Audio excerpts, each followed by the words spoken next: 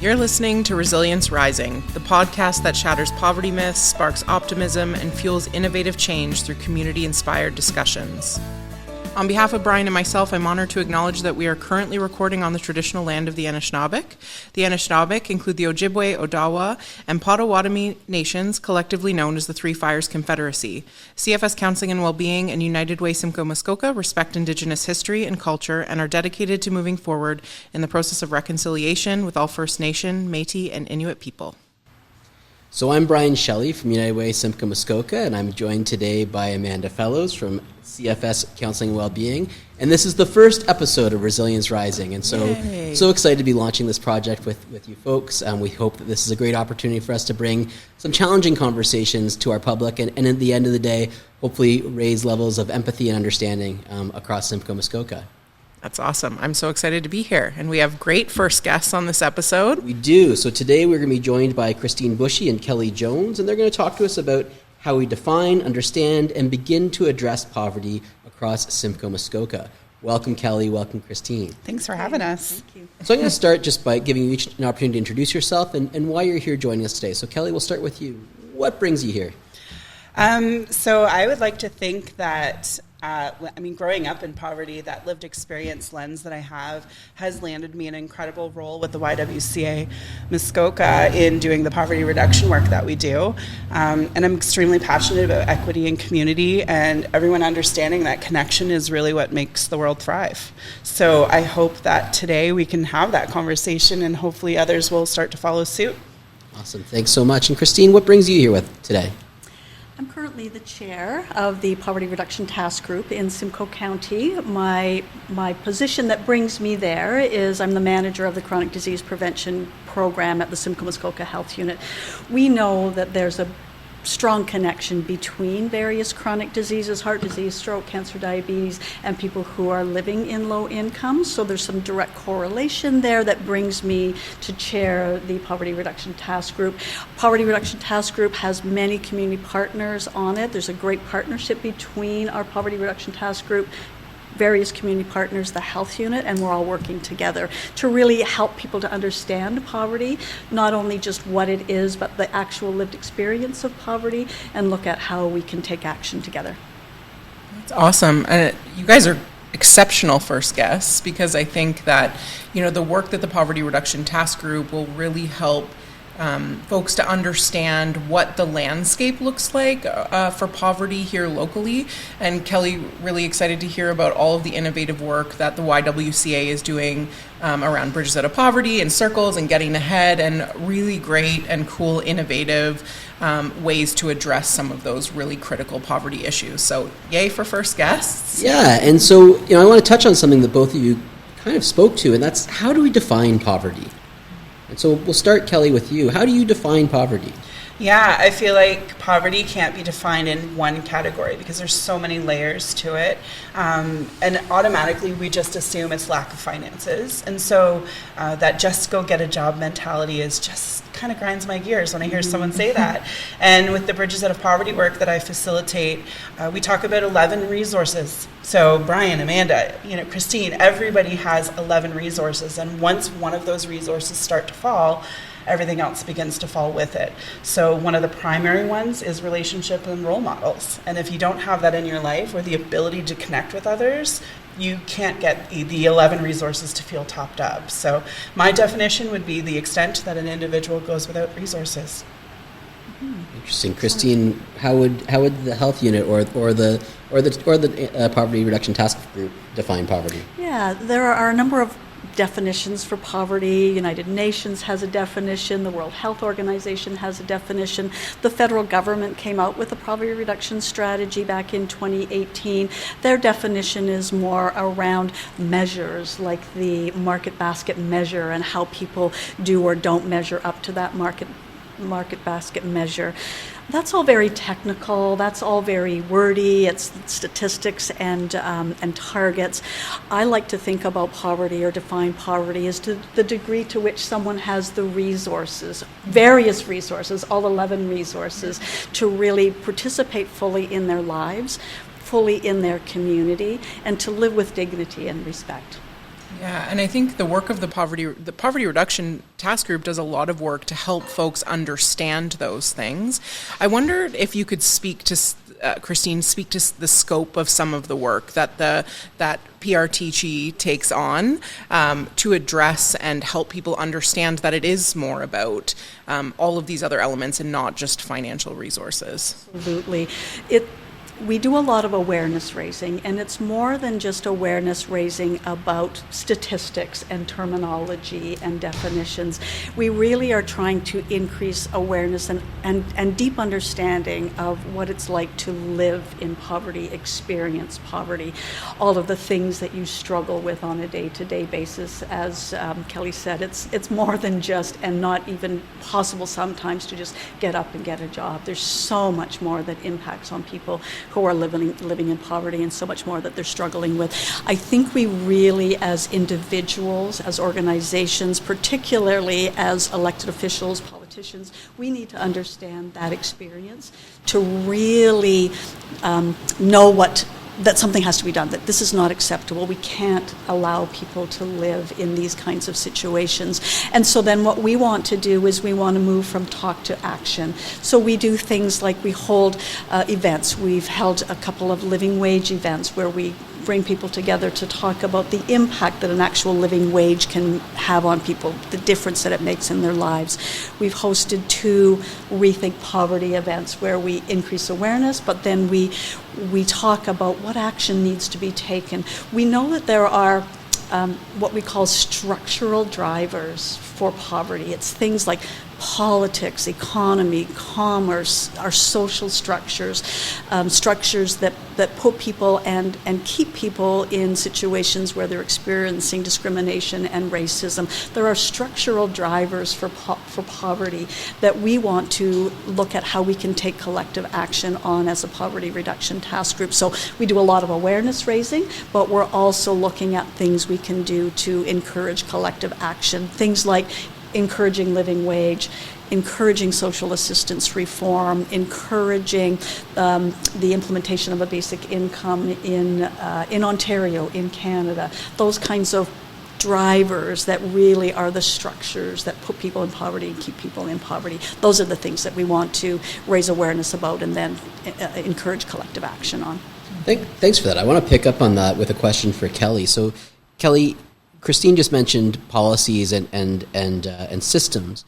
Can you speak to that a little bit? Like, how do current systems and policies impact folks living in poverty in Simcoe, Muskoka? Yeah, I can only, sometimes I draw from my own experience, just having to have lived on Ontario Works for more than 12 years.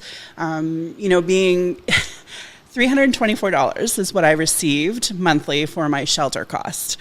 I'm not sure where rent is that you're paying $324. Now, mind you, this was 6 years ago that I finally got off the system. So we were kind of in a housing crisis back then, too, if that was all that someone was getting for their Ontario Works check. And I had 2 kids. So the system that's in place isn't really thinking about the fact that you're being forced to go look for work. You only have $324 for rent. Your basic needs were another $320, maybe $350. So really your check is what, $750. Then you have to go find food. You have to have a phone. I think having a phone is a basic necessity. Sure. If you want to look for work, and they're forcing you to go look for work on all and if this. You have kids as well, you've got to be able to be a point of contact for your kids at school. And there's so many barriers. So just with that check alone and having to try and figure out how to navigate the system, you are a fish out of water. Where are your resources? So even if you're coming to the community new and that's what you're getting, where do you find the resources to tap into to be able to survive? So I think it's incredible that organizations have these sort of hubs where, especially if the organizations that collaborate with one another, saying, I have this resource. If you have people coming into your doors with a lack of this, we have that. And then you just start talking together, and all of a sudden now one person is being propelled forward and preventing any cliff effects that may happen from being on Ontario Works or Ontario Disability. The systems in place are unjust. it's really challenging too when we do talk about living wage, because the living wage measures are actually based off two people making that living wage. If you look at the graph, it's two people having to make that amount, which I believe it's $18.55 here in Muskoka. Yeah, and Simcoe, Muskoka. In Muskoka, I think it's over 22 now in it's Simcoe so- County. So it's gone up. Yeah. So over 22 for two people to make that. So if you looked at even 30% of rental income is what the government suggests, that no one should be paying more than 30%. Someone working minimum wage should only be paying $690 for rent. Yeah. Where is that? I think that's one of the real interesting misnomers out there, and I think I think people have trouble understanding the living wage concept. But if you can think of it that someone can be fully employed, working 40 hours a week at minimum wage, they are living below the poverty line. They are going without. Yeah, and I think of even to the two income homes right now that are doing not horrible, they're still having to go to the food bank. Sure. The groceries are astronomical, and it's amazing that we have resources at schools, breakfast clubs, and Muskoka has Muskoka Food for Kids now. There's all these incredible programs that it's starting to alleviate the pressure of having to go to the food bank because food is being a little bit more accessible. But people shouldn't have to go to the food bank if you work 40 hours a week. You're working for survival. You're not even working to thrive and enjoy the community that you live in.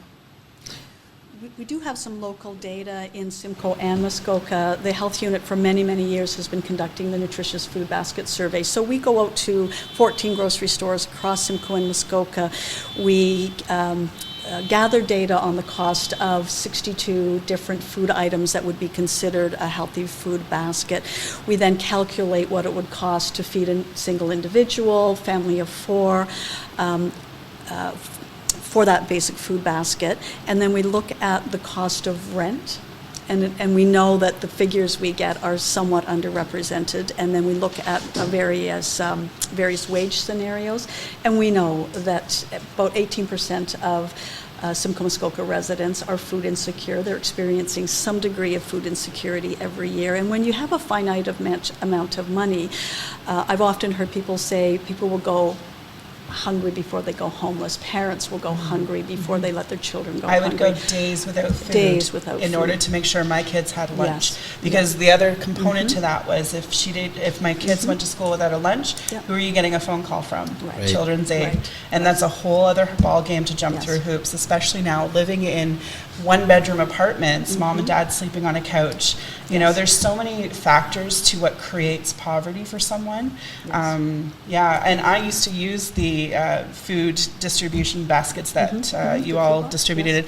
The challenge with that was some of the vegetables were foreign because it's not something that you grew up with. So then recipes were needed, and then you have to add more ingredients. And but I loved it. And at the end of the day, there are many, many struggles that people experience, and it comes down to lack of income. Food insecurity happens because people don't have the financial resources to be able to purchase their food. We know that only 25% of individuals who are food insecure will use a food bank. That's a very small percent. We have huge food bank use, but only 25% of people are actually using a food bank. They'll do other things. They will sell possessions. They will delay paying bills or rent. They will send their kids somewhere else to eat. They'll go without food. They'll skip meals. They'll go without food for days because they don't have enough money to put food on the table. Food security isn't solved by food charity.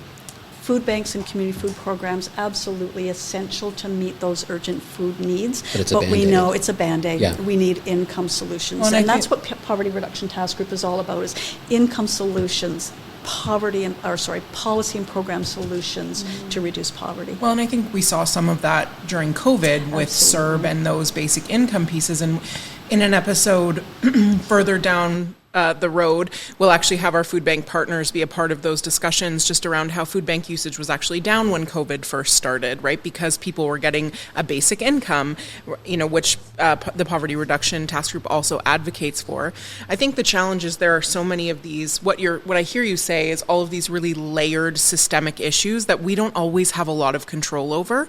And so what I find really powerful is when we don't have control, we have to come up with innovative ways, to help support people who are living in poverty to it, so they can empower themselves in the midst of all of those barriers. So I wonder, Kelly, can you speak to the work that you do at the YWCA and how this model is a really innovative approach to addressing poverty?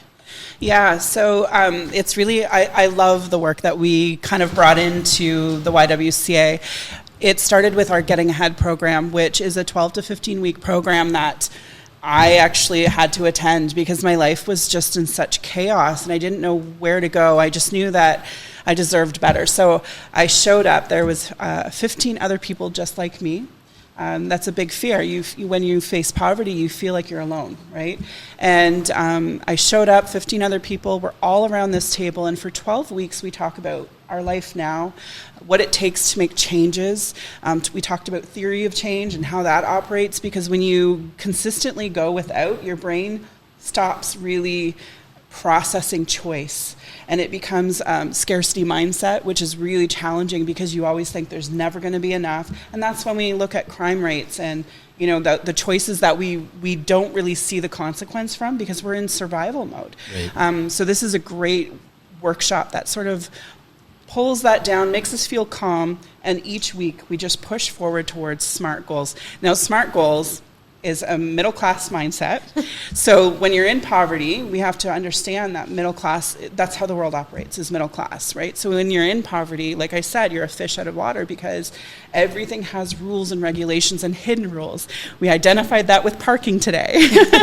There's all these rules that people don't really follow because they never grew up with that sort of education. So this is what we do for 12 weeks. We identify the world around us and that we do have choices that we can make and that we do have a voice. That is the other component to someone in poverty. They feel powerless to the authorities that hand them their check and that run the libraries and run the schools. So after the 12 weeks, we usually invite community members to come in and hear all about what we learned about and different ways to implement new ways for change that serve everybody. And so that's really rewarding. And then the second tier to that is Bridges Out of Poverty, which is a one-day workshop, could be two, whatever you need, where we take community members that serve the public.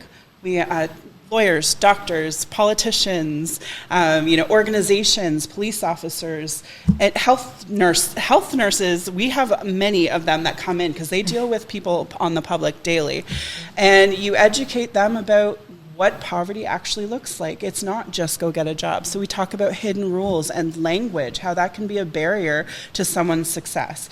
We talk about building relationship and how you can do that in 5 minutes versus just treating me like a piece of paper and a statistic that you need for your funders, right?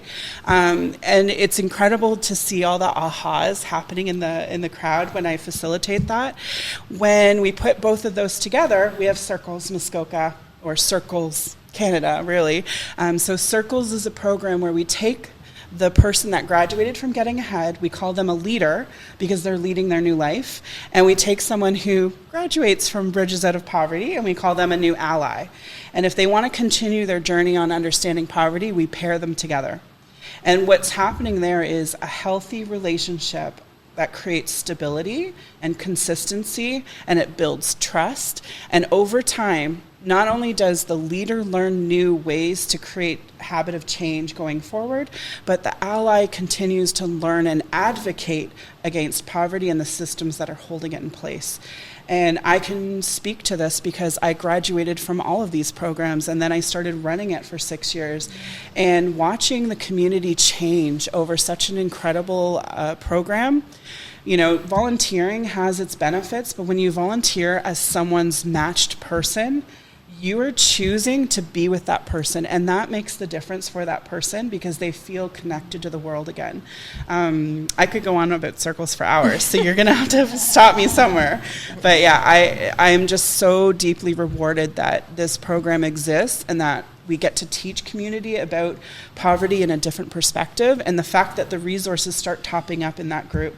We have 12 families and individuals in our Circles Muskoka program now, and we have about 15 volunteers working towards that new life for these individuals, and it's such a community effort. Yeah. Well, and I think that the program that you're speaking to, which I think is an incredible service being provided in Muskoka.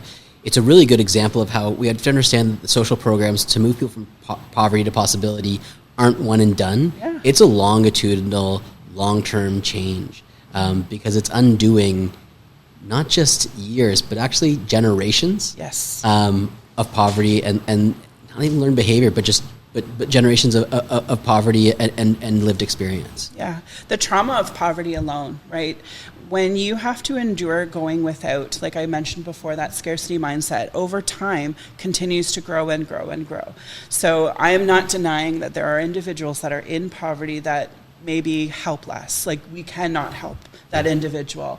We have to identify that we can help them in minuscule ways and with mental health supports, and really focusing on that individual. Potentially, there could be that other side to this, but it's going to take even more work because that trauma gets so ingrained. There's just so many levels to the trauma of poverty. So when you look at an individual who's motivated for change, that just was down on their luck for a couple of years, became homeless for a little bit, but is still connected to community, this program really asserts that individual into seeing the potential. It was actually my Ontario caseworker, my employment caseworker, that sat with me for a moment and said, if we removed all the barriers from your life right now, what would you want to be in life? And the funny thing is, if you asked me when I was a kid, what do you want to be when you grow up? Never could imagine, because I had such a horrific childhood. I just could not, it was about survival daily. And when he did that, he gave me hope to dream in that one moment. And that's what this program does for individuals. They're allowing an opportunity to sit in a safe space and say, I want to be a doctor. What does that look like? Let's work towards those goals. Christine, I want to put you on the spot. What is one policy change that could be implemented in our communities or in our province that would make a difference in supporting folks living in poverty right now? Can I talk about more than one? Absolutely. Because there are a few. I think the most significant one would be, whether it's at the provincial level or collaboration between the province and the feds, would be basic income, which is a guaranteed transfer of funds. No matter what your wage is, it would set an income floor that nobody would go beneath. So if you're working a minimum wage job and it's lower than the basic income, you would get topped up. If you're on OW or ODSP and it's below that income floor, you would get topped up. So it keeps everybody at a level of income that allows them to fully participate in their lives and their community and live with dignity and respect. So basic income, I think, is one. There are other things that could also be done. Ontario Works rates, as Kelly spoke to, are extremely low. People do not have enough money even to afford food and rent, let alone other basic necessities. Income or Ontario Works ODSP reform, it needs to happen. Legislation like legislation that increases minimum wage, legislation that takes people out of precarious employment situations. Many people, we talked earlier about, if somebody is working full-time in a minimum wage job, there are very few full-time minimum wage jobs. Oftentimes, and it's often single women, have to have 2 and 3 jobs that are what we call precarious employment, right? 2 or 3 jobs that add up to your 40 hours a week, but keep you that much more time away from your family. You might not have 8 hours in a row. You might have 2 hours here, 3 hours there. You're back and forth. It takes time out of family. The one thing that I wanted to pick up on in terms of what Kelly was saying related to the trauma of poverty, we know that adverse childhood experiences actually physically change the brain. It has an impact on how children learn and how their brain grows and develops. Over time, toxic stress leads to physical changes in the body and in health. So we need to look at how we support our families, our communities to be very resilient, to really reduce those incidences of adverse childhood experiences, because that eventually leads to things like mental health and addictions, poverty, homelessness, not being able to get or keep a job. This is not a matter of choice. This is a matter of trauma that has occurred in people over years and sometimes over generations that really keep them paralyzed because of the significant impacts of trauma. Yeah. And it's funny when you were talking about food before, right? So that identifier, when someone's in poverty and they're overweight, one of the biggest things we hear is they're lazy. Yeah. And yet people in poverty probably work the most hardest in a day to survive. Yes. And why are they overweight? Stress. The chronic stress. Otherwise, also, food banks usually only offer pasta and beans, and not everybody's body can have that, right? Yes. So when you have a basic income and you can have the option to go for nutrition, that, every meal is a nutritiously dense food, your brain-body connection, and so the chronic stress that is on your body diminishes, as well as mental and cognitive thinking diminishes, and you're able to function daily and deal with things a little bit easier, right? So your emotional response. So again, we're talking about these 11 resources, right? It all falls into basic income. So that we're not denying that income is not a necessity. It's number one on the list, right? Yes. So yeah, basic income is a start. Yes, absolutely. And just picking up on that, I think one of the things that, in terms of a myth potentially about poverty, I would really like to dispel the myth that people who are living in poverty are just lazy, just need to get up and get a job. I truly believe that everyone on any given day is doing their best with the tools they have at the time. We need to give them better tools. We need to stop judging and criticizing people for the circumstances that they're in. There's a whole lot of reasons why people are in the circumstances they're in. They're doing the best they can with the tools they have at their disposal at the time. We need to, as community service organizations, as a community, as government policymakers, make it easier, give them the tools, because when people know better, they do better. When they have the resources to do better, they want to do better, they do better. And I think that's really important to understand. I'm high-fiving you. I feel like that actually really put a bow on the conversation, Yeah. Christine, for today. I'm so grateful for this conversation, and what a great kickoff to this podcast. I think we're really grateful for the work that the Poverty Reduction Task Group does to create education and advocacy within our community. And we know the stellar work you're doing in Muskoka, Kelly, and I feel really privileged to listen to you and for your courage to lean on your lived expertise in that, because I think, that is also what helps support people and communities, is when, people are willing to also share their stories in that process. And so thank you so much for, being willing to bring that to the table as well. Yeah. Thanks so much to both of you. So Kelly, Christine, thank you for being our very first guests guest. on our very first podcast. I'd also like to thank our studio partners at Uplift Black. We recorded today's podcast at their Upbeat Box Studio in the heart of downtown Barrie. And finally, and most importantly, I'd like to thank you at home for listening, or in your car for listening, or on your walk for listening. If you enjoyed the podcast, please follow us on social media using the hashtag ResilienceRising. Thank you. So we'll see you next time on episode 2, which will be dropping next week, when we discuss cracks in the local housing crisis. And I'm Amanda Fellows from CFS Counseling and Wellbeing. I'm Brian Shelley from United Way Simcoe Muskoka. And we're asking you to embrace innovative change to ensure our communities are great places to live for everyone. Thank you. Thanks so much.